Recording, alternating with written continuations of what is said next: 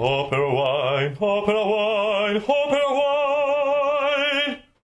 Hello people, now I stay in Michele Chiarlo from Piedmont, Italy, in the north of Italy, for the tasting special Barbera La Courte Nissa 2010. 2010 is very nice balanced vintage. With me is Stefano Chiarlo, with the owner of the winemaker. Please, could you explain for your wine and yours winemaker?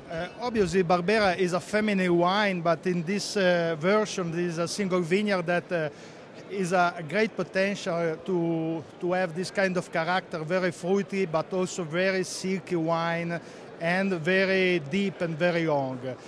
Obviously, Barbera is a wine-friendly food, and 2010 is a great vintage. Thank you. I think it's good vintage. 2010 is very nice balance between the acidity in the mouth, tannish, power, fruity, and just a spice in the nose. I think good wine, good vintage, a good Barbera. Thank you so much, Stefano. Thank you, Luca. See you next time. Grazie.